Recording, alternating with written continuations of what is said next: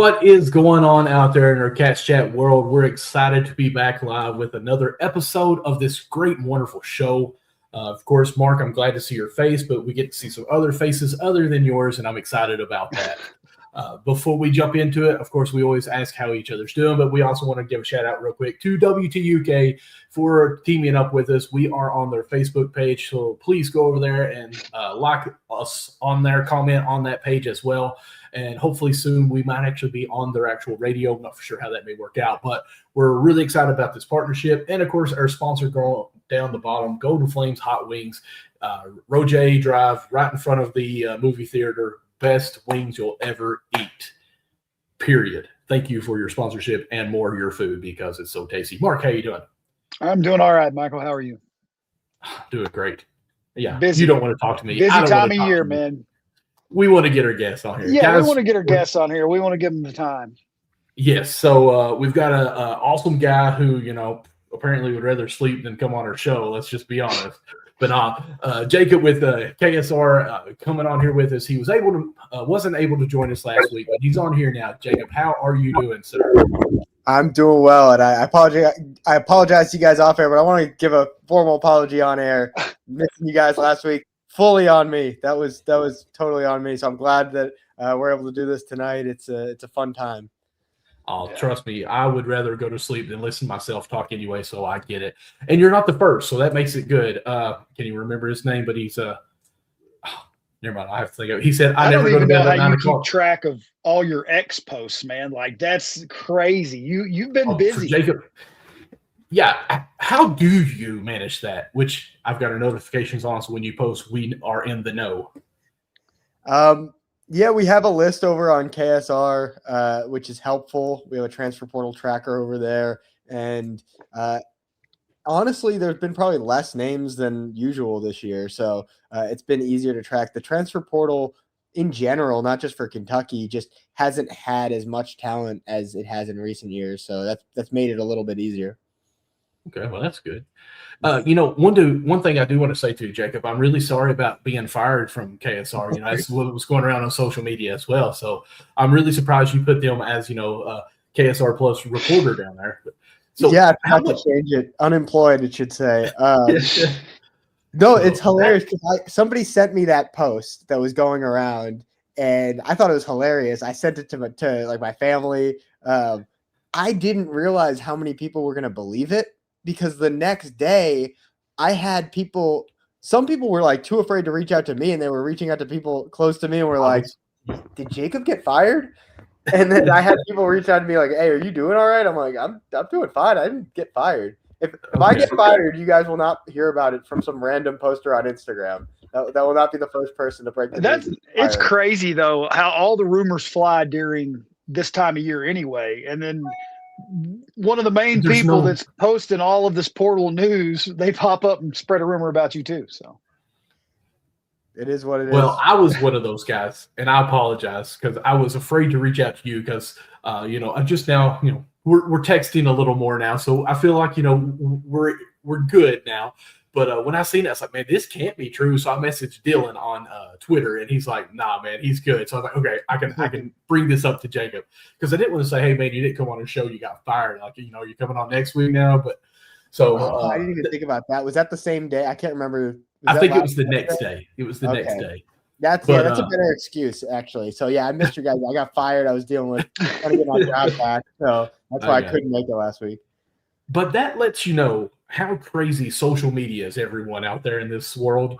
You really have to fine-comb every post, every tweet, and actually understand what the feedback, where is it coming from, and make sure it's true because we see stuff, what I talked about already with Stokes. We've seen, Ortega's doing whatever and all this stuff coming back, and you're being fired. Like, there's no limits of what could be posted on social media nowadays, just for clickbait, really.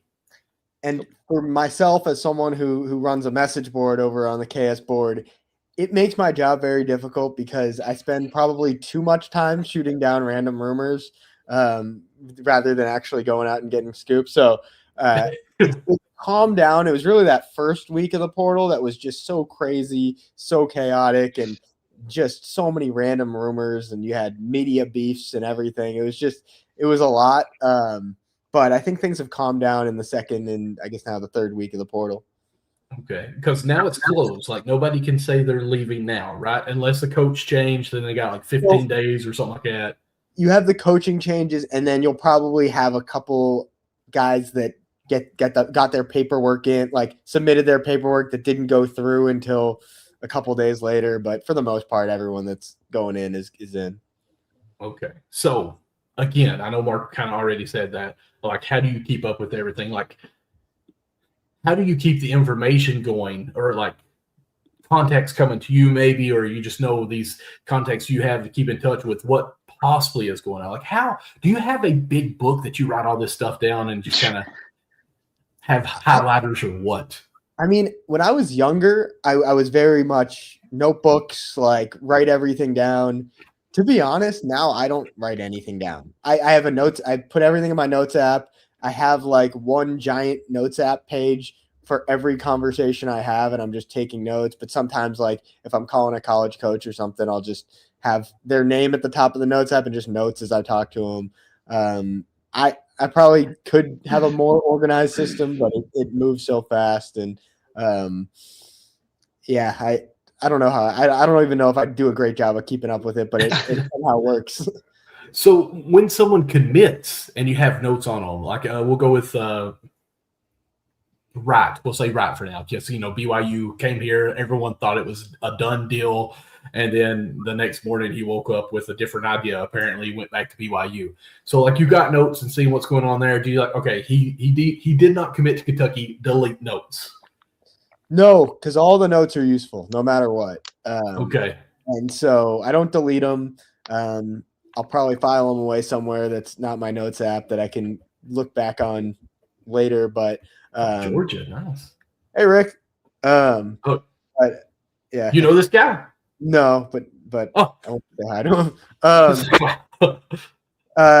But yeah, like a lot of it, like Zoom Diallo, I had notes and notes and notes on, and so when he committed, I just was able to put out an intel piece and kind of put my notes together into something that makes sense narratively. And then if they miss on a guy, even if he's not going to Kentucky, like you never know who. You saw a guy, De'Don Thomas, last year. They went after him again this year. So I kept all my notes on him from years past. And so, yeah, I keep everything. And there's probably a more organized way to do it, but I have a lot in my notes app right now. Well, I guess in today's time, just because they transfer and we miss or commit and we miss now, it's always next year, really. So I guess it does make sense. So what's some scoop that you might be able to clarify for us of what's going on right now? If anything. I can talk about, well, one, Justin McBride currently on his visit. I like where Kentucky stands in that recruitment so far. I'm hesitant to say anything because I felt like they were very close with Donnie Freeman on his visit. I felt like sources I talked to said he may have even verbally committed on the visit, but as we know, a verbal commitment doesn't really mean anything in this day and age. So I like where Kentucky is positioned with Justin McBride, and I'm about as confident as you can be without seeing any announcement or him signing anything. I like where they're positioned there, and I haven't heard a lot of schools mentioned. I heard Louisville mentioned, but as we've seen, they've picked up a bunch of guys. They just got Paul Garris to fill that 4 spot, so I don't know if that fit makes sense. So I wonder how much money they're going to spend. Like, it's crazy how many they've got. Yeah, they're going to spend a lot of money. So I like where Kentucky's position with Justin McBride. It fills a need at the 4 spot where they really don't have much there. So, yeah, that one makes a lot of sense for Kentucky. So is there anybody out there that you've like kind of got notes on that Kentucky's really not pushed for that you feel like they should have? Like, do you think maybe flew under the radar a little bit? Not really, because like I don't. If a guy, usually there's a reason. Like there's one guy, Stephon Vox, who went to was it Illinois? Maybe I think he committed to Illinois. That was a guy that a lot of people asked about, and I thought that Kentucky he filled the need for Kentucky with the shooting, but I know that Illinois did a lot of groundwork there early, and by the time he entered the portal, that recruitment was almost over. So, that it's hard because there's a lot of guys that the second they enter the portal, I don't want to use the T word, tampering, but there's been groundwork made by a lot of these teams, and you know who's going to be involved from the second they enter. Yeah. Well, see, the whole enter the transfer portal with do not contact, that has to just say, hey, they tampered here, and I'm already know where I'm going. Not necessarily, actually, because that's what it was like the first year. But now what that basically means, and I'll use a guy that Kentucky's been involved with as an example, Milan Momcilovic from Iowa State. He has a do not contact tag. I don't see that as being, I'm locked in somewhere. What that means is don't contact me. Go through my agent. So a lot of these guys will have the do not contact, basically saying, don't go to me, go through my agent. My agent's handling the recruitment. And so you're seeing a lot more do not contacts over the last 2 years than you did that first year, because that's the new norm of it. How do you like the new norm of agents with this? Because let me kind of reference what I'm talking about here, because, there's been conversations going on that some of the players are like, hey, I'm coming to Kentucky, but then the agents use that info to try to see if, we'll say randomly say here, St. John's may offer some more money, obviously. I think agents, I as a general policy, I see it as a positive so that players don't get taken advantage of. These are 18, 19-year-old, 20-year-old athletes that don't have any negotiating skills for the most part. Yeah. So in any profession, you're going to have bad actors, you're going to have good actors.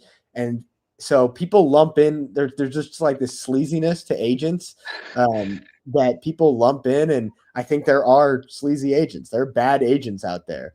But they're also very good agents, and all agents are looking for is to get the most money for their client at the best opportunity. And so more money for the client means more money for the agent. More money for them. And it's more like you're not hiring an agent to be like, I want to go find the best fit. It's like you can talk to your family, you can talk to your coaches and figure out the best fit yourself. And your agent's going to bring you the best offers. And then you look at those offers and you say, hey, I don't need to take the highest offer. My agent's not forcing me to take any offer. He's bringing them to the table, and I can determine my fit. I can determine my relationships, and then I can cross-reference that with the offers that my agent is bringing in. So I think that agents can get a bad rap in this day and age, and I think that there are definitely bad agents out there, but the concept of agents are an important piece in how a lot of these kids don't get taken advantage of. You know what, Mark? We need to find us an agent that we could get to come on the show and talk about their side. There's two sides of every coin. You could probably find some. I know a lot of agents that like to talk.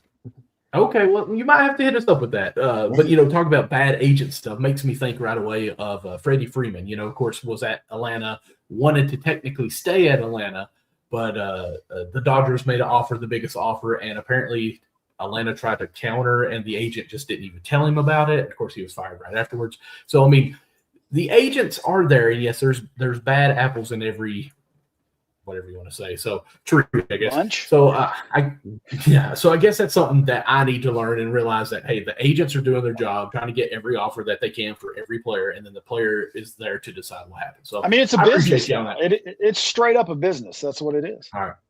Caleb is already jumping into what we all know that we want to talk about here, because honestly, this is really make or break his off season. I don't want to say his season, but if we miss out on Stokes, I don't know what we're going to do. So what are your thoughts on the Stokes situation? It's tough right now because Kansas and Kentucky are both, you can look at their rosters, how they're building out their rosters. They're both building their rosters like they got Tyron Stokes. Like they are building around a Tyron Stokes guy. They have not really spent a ton of money on one guy, and they have their budget for him. So I think wherever he goes, it's going to leave one school out to dry. You have Oregon out there, but I don't think Oregon's really built their roster for that. I think they have the money for it. They've left some doors open for it. But Kansas and Kentucky are the two where it's like all right, if you don't get him, you got to pivot fast and you got to find a way to really find a stud. And the intel that I heard post Kentucky visit was the visit really didn't move the needle. There was a lot of confidence on the Kansas side after that visit. So we'll see what happens. There's always the Nike pull.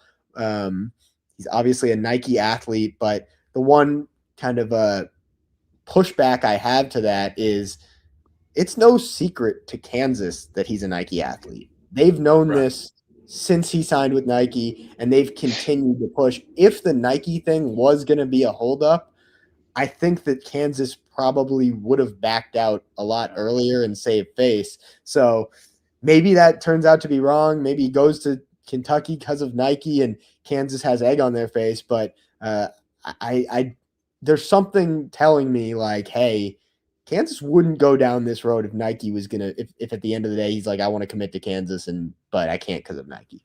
I gotcha. That makes sense. Now, one thing that I think I have learned while I listened to Matt Jones a little bit is that Kentucky makes the offer of what they could pay, but then also Nike can basically sign a deal with him and pay him more if he plays for Kentucky. Is that how that goes, or is it totally wrong? Yeah.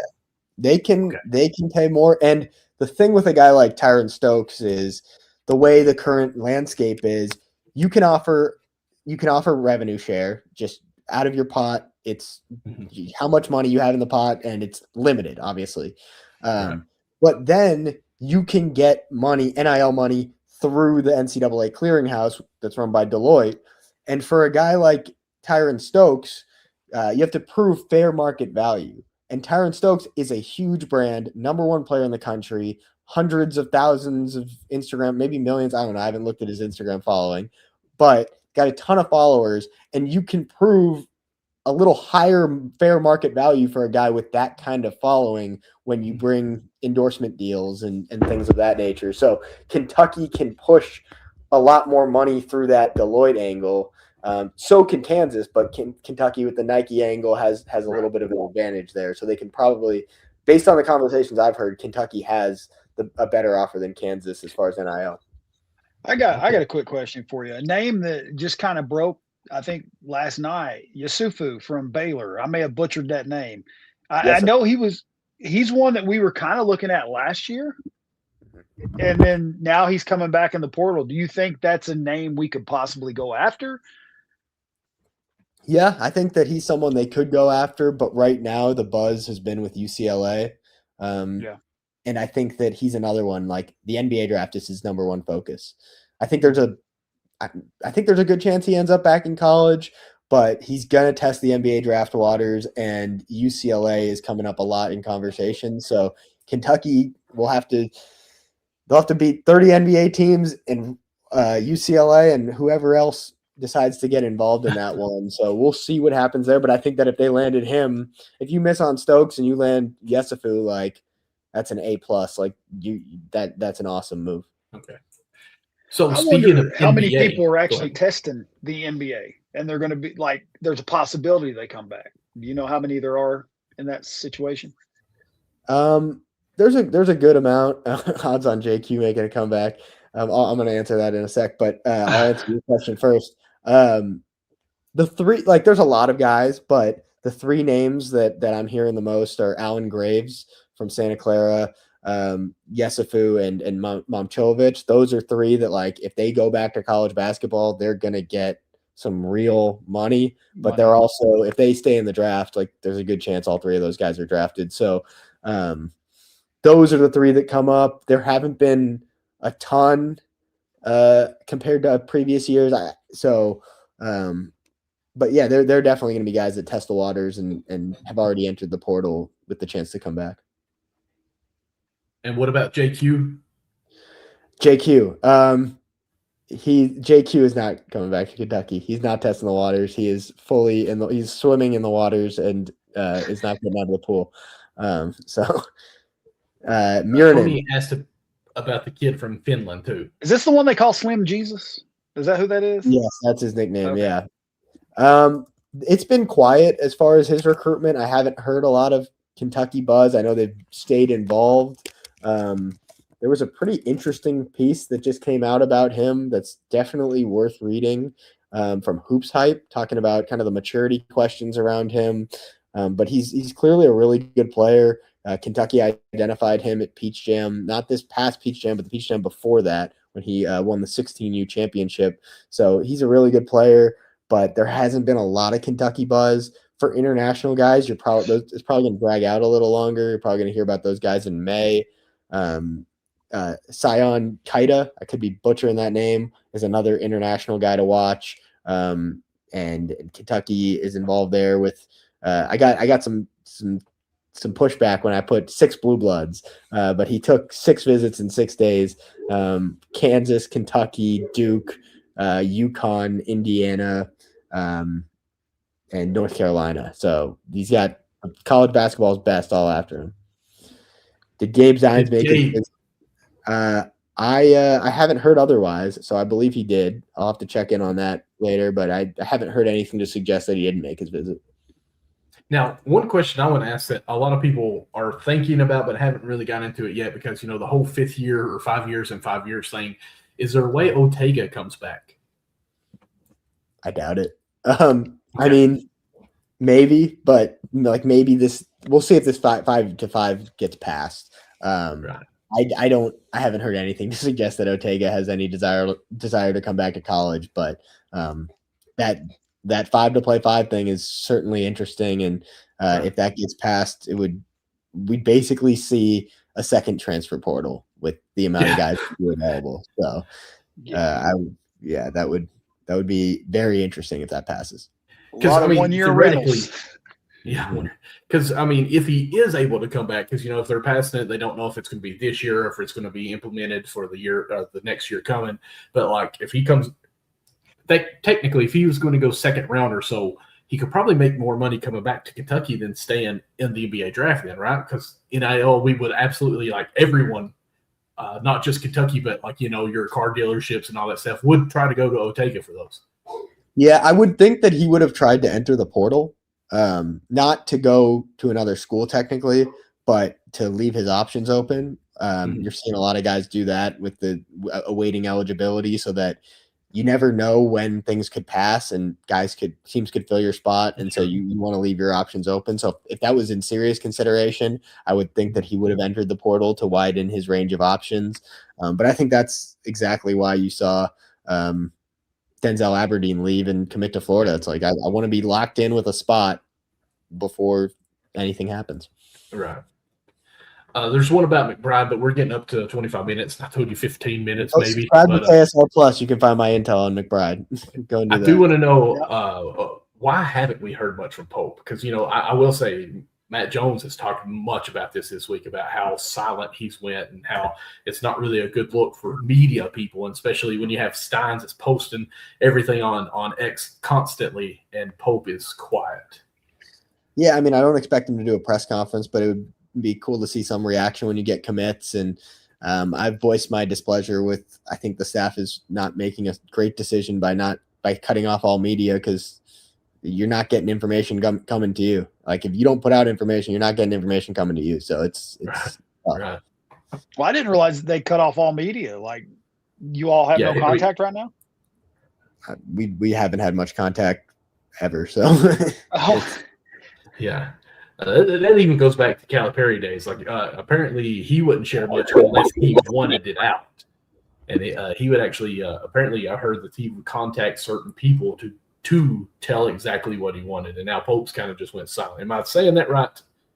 I only covered 2 years, a year and a half of Cal's tenure. So okay. I wasn't super entrenched there, but I'm going to get my info no matter what. So if they want to get it, they either got to talk to me or they can subscribe to KSR Plus. There you go. Of course, if you wanted to, you could put KSR Plus, catch that all you want. I'm just throwing that out there. We totally have our, intel with you now. Just thank you so much. Jacob, anything else you want to share with us before we let you go? No, just thank you guys for having me. It's always a pleasure, and I enjoy you guys' show. We appreciate it, man. We appreciate it, man. Thank you. Of course, open invitation anytime you want to come on here and jump on here with us. As long as you're awake, though, right? Oh, yeah. I'm gonna go to bed right now, so I'll talk to you guys later. See you, have a good man. you. Thanks again. So that was awesome to hear all the stuff that we got going on, because even though we think we know everything that's going on, we have no idea. Man, you hear so much information coming from so many different places. It's crazy. Yeah, like the fact that we haven't heard much at all from Pope or what's going on or who we're really even looking for. But at the same time, I think he's feeling a lot of pressure on himself that has to stay at the airports, if you will, plan these events when everyone's coming in to visit, and really reach out, because let's be honest, in today's time, if you're a head coach and you're trying to be the best that you can get, you have to call every player that's available that you are interested in and just say, hey, don't know where your head's at, what you're looking for, but this kind of schemes that we're running, later down here, we might be back in contact. We just want to let you know that we definitely are interested in you. We did not ask about Billy Donovan. I forgot about that. Hoping Big Boom's still coming tonight. Yeah, of course, Donovan, I bring this up, I didn't pull up as I said it. He is in Lexington apparently, and he said he is interested in coaching at Kentucky. He has resigned, or free agent, whatever you want to say, fired at Chicago. I don't know if people are trying to speculate that Donovan is wanting the head coach job if it comes open next year and take a year off, because that's the way it was worded, take a year off and become the head coach next year. But if he's in Lexington now, could he just join the staff? Because there are spots open, I think. It'd be nice to have a GM. I'm just saying, having him at GM, let him run that side of things. Let him bring the people in. Or what about AD? I don't know if that's a possibility, because we still haven't heard an athletic director. And to have someone that's coached at the NBA level, won 2 championships at the college level with the Florida Gators, but that would be really nice, honestly, if we could tap into that resource in some form of fashion. Now, obviously, I don't know what they're looking at. I hadn't even heard he was in Lexington, so. Yes, about, I'd say 4 or 5 hours ago now, they've been talking about him in Lexington. Guys, I want to keep talking basketball, but we have a 30-minute interview with CJ Baxter coming up here that we had to pre-record. So please put your comments in. We'll bring them up still, but we won't be live. So we'll have another stream where we're live today with him today earlier. I promise you, it gets comical. It's a lot of fun towards the end of just our conversations. And the dude seems legit. And I'm really excited that he's going to be wearing the blue and white this year. Can't wait to see what he does. Yep. So with that being said, we will be going backstage. We'll still be here, but the video of us recording will be pulled up here. Let's go ahead and bring this up. And the running back for the Kentucky Wildcats, CJ Baxter. We appreciate you jumping on here with Cats Chat with us here, man. How you doing? I'm good, man. Thank you for having me. Awesome. No problem at all. So, of course, we just had the spring training game, or not spring training, but spring game go on. The way that everything's doing different this year compared to when we had Stoops and whatnot. Just how does it feel to get back out on a football field for you after having an injury as well? Yeah, it's been amazing, man. A blessing, definitely. Excited for this new start with a great program, Coach Stein, and he's done an amazing job so far since he's been in here. Okay. Speaking with Stein, what made you really commit to him as far as coming to Kentucky and following him? Because, Oregon, of course, offense, born and raised here in Kentucky, but taking over a head coaching job. What made you fall in love with Kentucky? Yeah, like you just said, Oregon's offense. I watched them a ton last year. Then especially in the playoffs, after we were done, I got a chance to sit down and really watch him, and just the way that he uses the running backs and how explosive his offense is. I see myself in it. And then once I hit the portal and got in contact with him and the staff, it was almost a no-brainer. Okay, awesome. That sounds great. Well, I'm not going to lie. I was super pumped when I found out you were coming to Kentucky. I ain't going to lie. Appreciate that. Now, of course, your nickname, C4, right? Mm-hmm. Okay, but we're wearing number 1 this year. Of course, at Texas, was number 4. Was there an argument trying to get that number 4 back? Nah, it was a decision of mine. So my first youth league team was called the Wildcats, and I wore 1. Okay. I didn't start wearing number 4 until later on in my football career, like middle high school. Okay. I mean 4. Excuse me. I didn't start wearing 4 until later on in my career in football. But yeah, my first youth league team is called the Wildcats, and I wore one, so I was like, oh yeah, this meant to be. Okay, all right, I like that. Yeah. That's cool. What were the colors for the Wildcats? I'm sorry, What was the color for the youth team? maroon and gold, so it was completely different colors. It's okay. It happens. It happens. So, all right, Same CJ, mascot, same mascot. same mascot, same outcome for this year. That's for sure. Just looking at some of your stats, with Texas as a freshman, of course, starting, I think had over 500 yards, whatnot. Also catching the ball quite a bit. That's kind of a new thing for running backs now. Is an era of you have to be able to be an extended wide receiver. Really, Right. Are you're pretty well comfortable with the whole catching and? Oh yeah, for sure, for sure. And I love the job that Coach Stein and Coach Sloan do with the backs. They're requiring a lot of us. Like we have to line up at receiver, going to slot in, even just catching out the backfield, just things like that. And I want to show that I can do that. I was gonna say his offensive scheme, he keeps the running backs busy. They got a lot in the of game. Yeah, he keep them in the game. He find a way to keep them in the game and stuff like that. So I'm excited for that. It's been fun listening because we're diehard Kentucky fans. We're more fans than we are actually a podcast or news or anything. Honestly, just going to be truthful with you, and you can tell we're hillbillies with our accent, but it's awesome. Every year right before the football season starts, we're all 100% diving in. Hey, we're going 16-0 or whatnot, and then the season happens and the kind of realization hits. Whatever, we run into Georgia, the Alabamas, and we get brought back down to earth.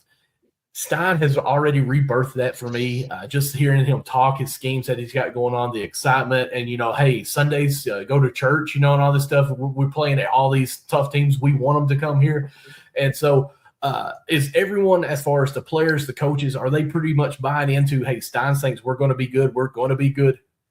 Oh no, for sure. I mean, the work that we're putting in, it shows that we're going to be good. We all know that it's still a work in progress. You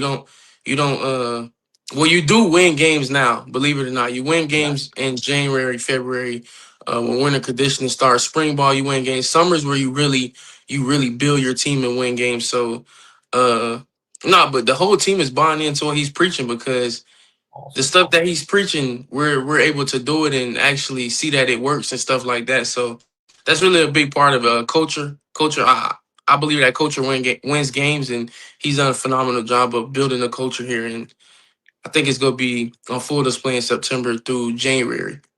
Okay, from your eyes in the backfield, watching your linemen, watching your wide receivers and your quarterback, during the plays that we're seeing right now, who's the guy that stands out most for you on offense? You're like, oh, wow, I'm glad he's on our team. Ooh, it's a couple. I'm not going to lie. Kenny Minchie had a hell of a spring. Excuse my language. He did a great job of taking control of the offense. I think he'll have a big year for sure. Willie Rodriguez, tight end, he had a great spring. It's like he made a play every time. Brock Kaufman, transfer receiver from Louisville, and then a young receiver they brought in, Prince. He balled this spring. It was crazy. Like he actually balled. But I ain't gonna lie, that receiver room was like caught me off guard a little bit. I'm not gonna sit here and lie. Like they caught me off guard. Like I was like, dang, it's playmakers everywhere in that receiver room. I'm like, okay. And listen, the offense, man, when the offense is clicking and going good, the fans are right behind it. No, for sure. And that's one thing, I'm old. I just turned 40, and I remember the Hal Mummy years, the air raid when it actually was offensive threats. And I feel like I'm going to be seeing this again. Pass the ball, up pace tempo, run here, run there, screens to the running back in open spaces, and it's just going to be moving constantly. And I think a lot of us fans are buying into that and ready for this. I think I'm sorry to cut you off. I think another thing we should add in there, Coach Stein's done a great job with the offense, but Coach Sloan has as well. Like he's calling the plays, and he's done an amazing job. He's learning the players. He's calling the plays based on what the players are good at, stuff like that. So he's done a great job too. So I don't want to take no credit from him. Okay. I mean, you can tell there's a major shift in everything that's happening just from not only you guys coming over through the portal, but just in the recruits that are coming in now too, that they're getting. I mean, Kentucky's not seen recruits like that in a long time. So, I mean, I think the whole atmosphere has changed completely. Yeah. Absolutely. Now, if you look yourself up on Google and you type in, it talks about your playing style. You're known for your size, your speed, and contact balance. Which one of those do you think that you actually pride yourself most in, being more speed or more physicality? physicality? Physicality. That's my game. I have to be. I have to be able to beat a bruiser back. I mean, I'm 6'1", 6'2", 225. So that's just what it is. I accept that. Okay. So if you're on the goal line and you got one person in front not of for sure. Okay. That's what I like. All right. So you like those yak yards, right? The yards after contact. Yeah. I mean, I have to be able to break tackles. A running back in general has to be able to break tackles. So, yeah. Okay, sounds good. Tell us a little bit about your recovery. I know we're kind of jumped into it, but you tore what, the LCLs and the PCL. I tore all kind of stuff. Right. So how's your recovery been coming back? Oh no, it's been amazing. It's been amazing. I mean, never really like a dark moment for. I mean, maybe the first 2 months of anybody that's torn their knee before can say the same. The first 2 months of it is the worst. Getting the range of motion back, learning to walk, just all of that stuff. Excuse me, is the worst. But everybody been asking me. Everybody's seen the Book of Job thing that I referred to, and I stick to that because God, that really brought me closer to my faith. I'm real big in my faith already, but that brought me even closer to my faith. So I don't really look at it as a bad thing that happened. I'm not glad it happened, but I'm happy what it did for me as far as the faith part, the mental side of the game, and stuff like that. So, I mean, the recovery was amazing. Everything that happens, we need to learn from, and that's basically what you're saying on it. And I totally it's a thing that I've always seen, and a lot of coaches, Coach Stein uses. Life is 10% what happens to you, 90% how you react to it. So that was real during that process.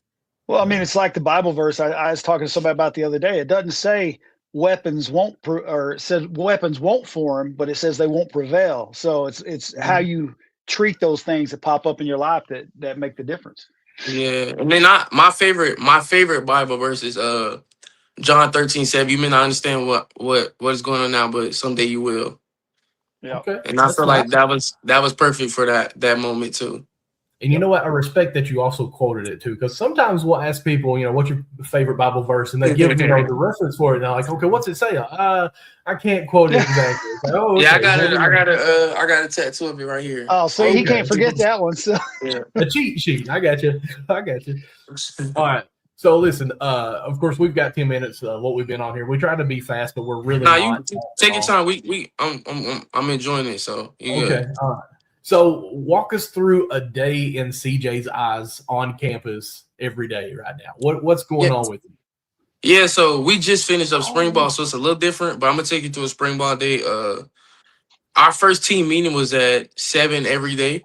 So I would wake up at 5, get to the facility by 5:30ish or whatever. Get to the facility. I would always get in the hot tub. That's the first thing I did. Get in the hot tub, wake up actually. Stretch in the hot tub and stuff like that. Then once I leave the hot tub, go check into breakfast. I'm not a big breakfast guy, so I do like a real heavy smoothie that's equivalent to eating breakfast. So I do that. Then I go get treatment, whether it's hamstrings, knees, whatever it is, to feel better.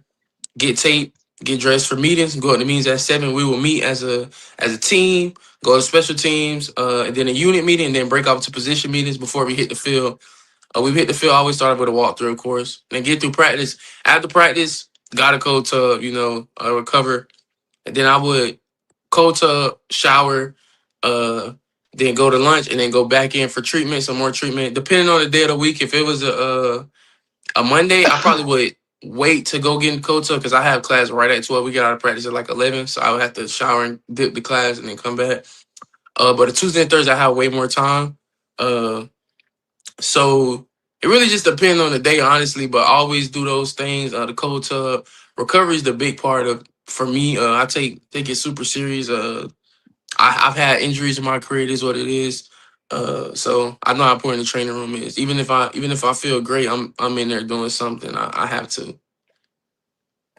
Now, I do need to know: is there any time for college football on the PlayStation? Oh no, for sure. I'm in the game room right now.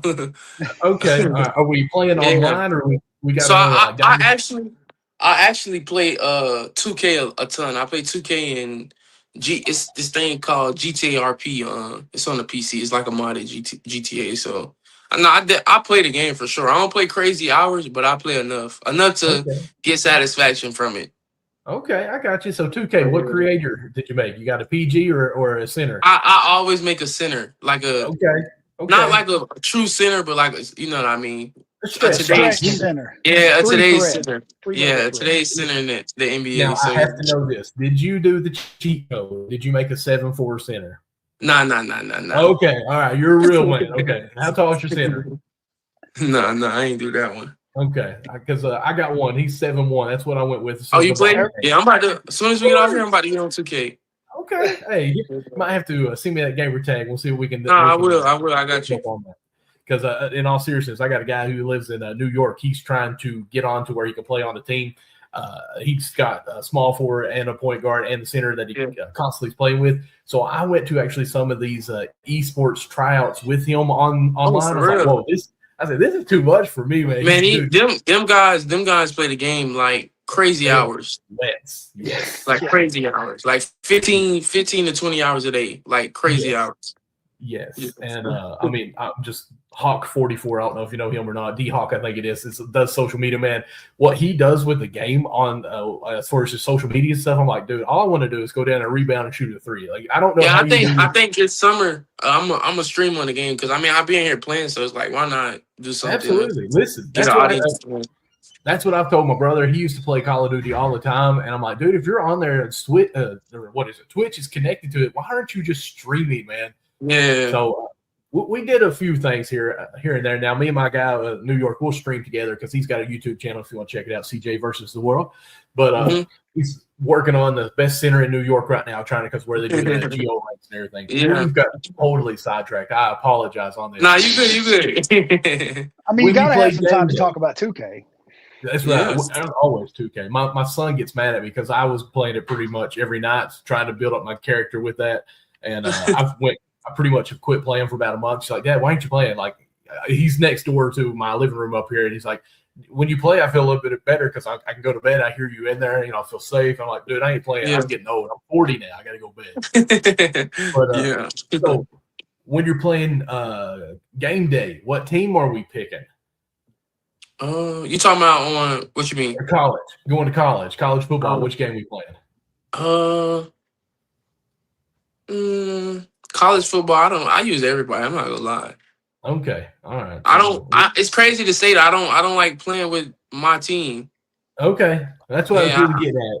Yeah, I usually was on the game. Every player would be handing the ball to me, no matter what the score is. And it's weird too, because like I have homeboys and stuff. I would play on the game, and they would try to use me. I'm like, bro, can you please get somebody else? I don't know.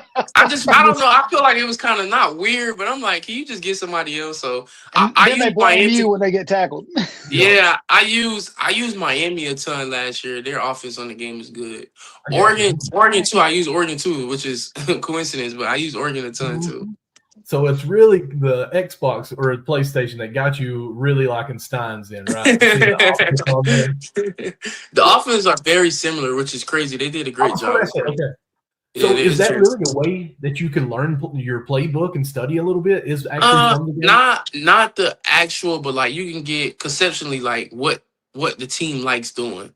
Okay. So like you have certain teams that have a ton of pre-snap motions. And that's in the game for certain teams, of course. Like Texas, when I was there, a ton of pre-snap motions on the game. That's what the offense is. Right. Okay. I don't think people realize how much you guys actually put into plays and how much you put into studying different plays and all the things that you have to learn. Like you got to be pretty smart to stay on top of your game. This isn't high school level football. No, it's you have to especially I ain't gonna lie, Stein offense is one of one. Like Stein and Pro Sloan offense, it's not hard to pick up at all. But if you don't study enough, you're gonna get left. You're gonna get left behind with all the formations and the different requirements, especially at the running back position. I'm a little bit biased. I think we have one of the. I think we play one of the most complex positions, if I could say, because I mean we're. Yeah. People only running back. It says running back, but we're required to pass, protect, catch out the backfield. So like just doing all those things like pass protection, knowing who you have, the seeing the blitz pressures and stuff like that. So it's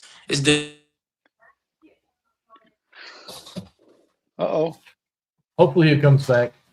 Maybe Stein said, "Hey, we're talking too much college football on this. Yeah. Like, we got to cut you off before."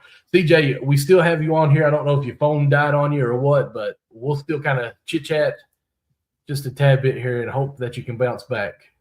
Because It's honestly, circling like he's going to come back. I got totally sidetracked when we started talking 2K, and I thought, oh, man, I got to get back. Okay. Oh, it kicked him. He got back, and then it kicked him. So, guys, we are obviously recording this prior to our episode tonight at 9, so we'll keep him here. It looks like he's joining back. There you go. Yes. What I told Mark was Stein wasn't wanting you talking too much about the Wildcats out, so he cut that Wi-Fi. He pulled the internet plug. He's like, no. Nah, but yeah, just the requirements it takes to play running back at this level, and it's a lot, and they don't teach it all in high school. And I tell young runners all the time when they ask me questions like, what is something that I should work on in high school that you maybe didn't get to work on, so I can have an advantage when I get to college and like that. I be like, bro, you can't have all the answers. So, right. But if it's one of them, I would say ask your high school coaches to require you to pass protect. Because if you can't pass protect, you can't play. Nope. I want to know this, and this is just my ADHD. Can you tell me how many plays you may have, or at least an estimate, like 6, 100, 5,000, like in an offensive book, roughly? So I don't like to say there's a ton of plays because different formations, same plays. The thing with football is it's all formation based. So like a receiver may have a route that it may be a different concept, but the running back may. We lost him again. And it might be, guys, where he's on his phone. If you actually go to another app, it'll cut off this. I can't hear you. Y'all can hear me? Yeah, we got you. I can't hear y'all. Oh, my God. we can hear you. Can you hear us? Because we totally don't see you. So we'll try to get this back. Log out and come back in. Yeah, once he gets back in here, we'll go ahead and jump to our fourth quarter questions. And if everything goes smooth, maybe we can have him back on another time on this. But it's good. Okay. Yeah, like I was saying, the running back may end up getting to the same area as the receiver from that route concept, just stuff like that. So it might be 2 different plays, but essentially it's the same play, just different ways to call it and stuff like that. So I don't really have a set number. It's definitely a bunch of them, hundreds for sure. Okay, I got you. Now listen, since it's already up 20 minutes, we're having some technical difficulties. I want to get into. I ain't gonna lie, that time that was my mom. hey, if it's mom, I understand. You might need. You got to answer that one. Yeah, trust me, we get that. But listen, the way we always end the show is fourth quarter questions. It's totally my ADHD brain coming out, just some random stuff, mostly about food, in which I've also heard apparently you like to cook too, right? I love cooking. I'm about to cook here in like 2 hours. All right, listen, just prepare yourself. These are unlike any questions you've probably ever had in an interview. Yeah. So number 1, who's your favorite superhero? The Flash. The Flash. Okay. Why is that? The Flash and Spider-Man. So I got to give 2. I love Spider-Man. Okay, I'm cool with that. Flash, he's just fast. I mean, to me, that's not a superhero, but but if you're a running back, Flash is a good superhero to have. Makes sense.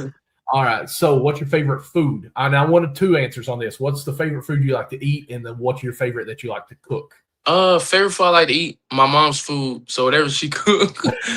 So definitely soul food based. And then what I love to eat, I love pastas, any pasta, shrimp Alfredo, chicken Alfredo, whatever it is. I love pasta. All right, so I know you're in the college dorms now, or an apartment, whatever. All of a sudden, you're going to the bathroom, you realize there's no toilet paper on there. When you put a new roll on, does it go over or does it unroll underneath? Oh, over or under? That made me want to go look in the bathroom. Do you not know? It'll be like this, right? Yeah. So okay, that's over. Okay, good. You're not psycho. That's great. Yeah, it's over. See, he don't like my answer. I always said, as long as I got toilet paper, I'm good. I don't care. Yeah, but I'm starting to think that. So I'm like, I don't know. Maybe but I think it's all over. I think that's the right way to do it. Well, one day when you get married, they'll tell you which way you should put it, so you ain't got to worry about it. I mean, I have a girlfriend, and she don't play with stuff like that. So marry her. Any superstitions? Superstitions, like game day wise or football wise? Sure, anything. I don't care. Nah, I'm not big on that. I mean, I listen to the same like music and stuff, but I wouldn't consider that like a superstition. What are you listening to when you're getting ready? I'm glad you asked because I want to. So it depends on where I'm at on game day. So like on the way to the game, I'm listening to like NBA YoungBoy rap music. Warm up, I'm listening to Adele. Okay, you admitted it. And then back in the locker room, rap music. So it goes like this. Roller coaster, yeah. I can see him now. He's got the headphones in, looking at the other team, stretching. And it's going, hello from the other side. Yeah, I love it there. I love it there. I don't like to get too high on game day. I like to stay right in the middle. Okay, I'm cool with that. I understand. All right, what was your dream as a kid? To be in the NFL. Okay. To make it to the NFL. Basically doing what I'm doing now. I'm living the dream. Really understand the moment that you're in. And I say that as an old man, because sometimes we forget to live in the moment. So if you're doing what you're dreaming of, congratulations. Thank you. All right, so you're in Lexington, from Florida, played for Texas. I don't know if you know about this store or the restaurant, but it's scrolling across the bottom right now. Golden Flame Wings is one of our sponsors. We absolutely love them. It's out by the movies, Roje Drive by the Fayette Mall. If you go there and you're ordering you some wings, boned in or boneless? Boned in. My girl would get boneless. I tell her that's Michael, his girl would get boneless. I tell her that's like some. Oh, you're boneless? Yes. He is. That's something I feel like you should get your kids or something. It's like I tell him, it's chicken nuggets. That's all it is. Basically. I mean, it's okay. Like driving, I understand getting boneless, but if you're going in to sit down and eat, you got to get the bone. Yeah, you have to. You can take your time. You can eat, talk. Boneless, I feel like they go away fast and all of that, man. Do you see this beard? If I'm eating a bone in, it's destroyed, okay? I need that sport to take care of it. Yeah. All right, another one. Here's a tough one for me. Actually, it's not. It's pretty simple, but I'm very biased on this. Miracle Whip or Kraft mayonnaise? Mayonnaise. Okay. All right, mayo. Gotcha. But for what? Oh, just in general? Yeah, because Miracle Whip, they like got that sandwich. Mayonnaise. That was different. I never. yeah. I told you to brace yourself. You got great questions. Xbox or PlayStation? We already kind of talked some on it. PlayStation. Okay. Well, you're all right. Let's see here. Waffles or pancakes? Waffles. I love waffles. Okay. Yeah, just syrup and butter, or do we put fruit and everything else? Nah, just the syrup and butter. Especially Belgian waffles. I love Belgian waffles. Building waffles? Belgium. Oh, I was thinking. I'm sorry. That was a little bit of the Florida. Yeah. Gotcha. Okay, and I did this today, so I'm glad we get to ask this question. You just made the best smacking sandwich you've ever made, and you're taking a knife to cut it in half. Do you do triangles or just cut it straight across? I'm just cutting it straight across. Thank you. I appreciate that. Mark wants to be triangles is what you do to please your kids. That's what I tell him. My daughter wants triangles. I'm cutting it in triangles. Yeah, that's yeah. I don't cut my sandwiches. I just grab it and eat it. So I have one to mix it up a little bit. Okay. Do you what is called the crust of the bread? Cut the crust off? Yeah. No, do you cut it? You talking about the heel or the butt? The butt is the top of the bread, right? Yeah. No, just like the two. He said you cut the whole crust off. Yeah, the crust off, like the whole outside of the bread. Oh yeah, you leave that on. Why you tear it off? I used to.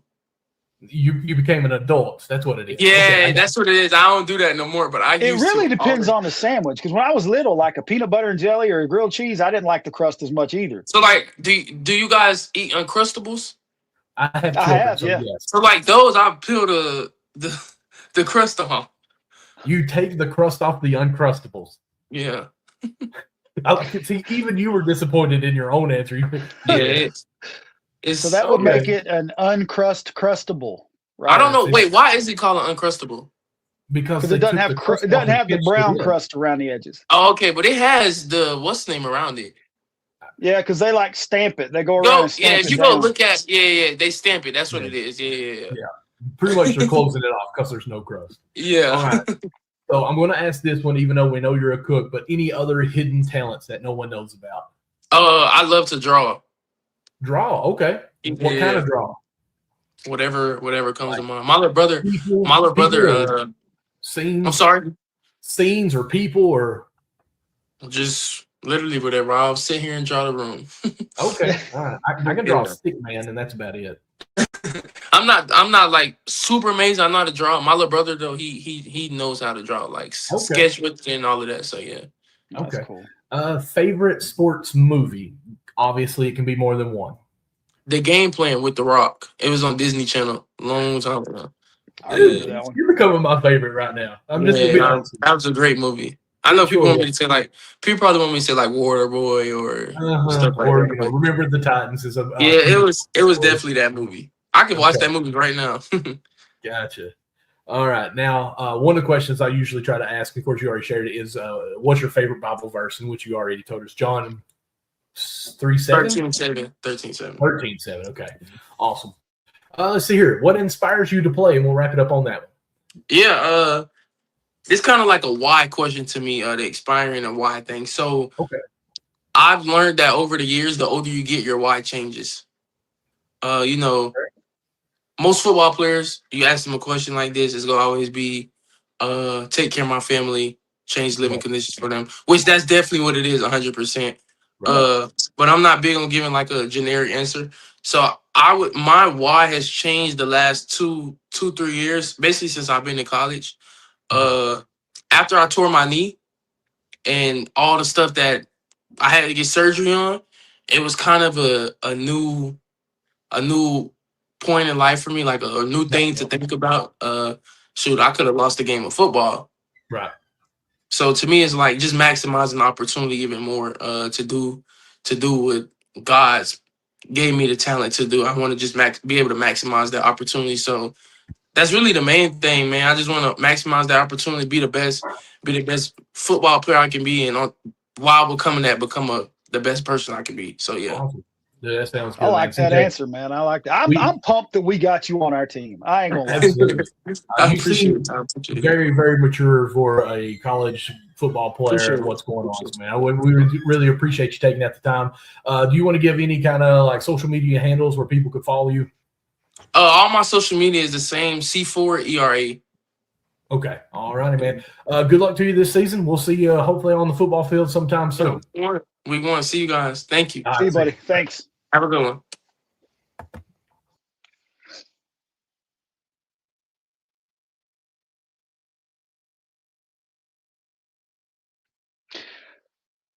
Great time today. Great guests. It's been a fun day, Michael. It sure has. Having CJ talk about all that stuff and just the mindset, what he's got, the X's and O's going on in the playbook, what he's seeing in Steins and the rest of the game. It's really refreshing to hear. And of course, referring back to Jacob when he was on here with KSR Plus, just the message board and whatever thing he goes through. It's awesome to hear some of the intel of the intel. Chirping, saying, I think a lot of people are chirping. They think McBride will commit tonight. Now, he plays for James Madison, right? I think. Okay. That's right. If I'm not mistaken, I'm pretty sure the coach there went to Alice Wood College with me. I think so. He used to, if it's the same one, it's Preston that used to coach for we interviewed him. I think he went on. Yeah. So that's kind of cool that he's getting talent enough that we're interested in. But listen, it's 10:01. We want to go ahead and wrap this show up. It's been wonderful. We're 5 seconds under an hour. So, Mark, where can everybody find you at? You can find me at DJ Mark Lawson on Instagram and on X, and you can find me on Facebook at Mark Lawson. You can find me MDLawson00 on all social media platforms. But please go to our YouTube channel where most of y'all are watching now. Hit that subscribe button, guys, because we're on our road to 500. We're only like 40 away from it, and we need to push that so we can actually have some more opportunities with that. Hey, Caleb says Alice Woods where his son goes. Hey, that's where my wife and I met. It's a wonderful college if you don't do too many crazy stuff because you have so many curfews. But anyways, guys, as always, this has been a fun episode. We're going to keep trying to push this stuff. Thank you again, WTUK, for our partnership and, of course, with their sponsor, Golden Flames Hot Wings in Lexington, right in front of the mall, right in front of the movie theater in Lexington. Go check those out. Eat those wings and tell them Cats Chat sent you. But most of all, on all these episodes, if you didn't hear anything, please listen up to these 3 things, the most important things you can do in your life. Number 1, love God. Number 2, love others. And number 3, love UK sports. God bless.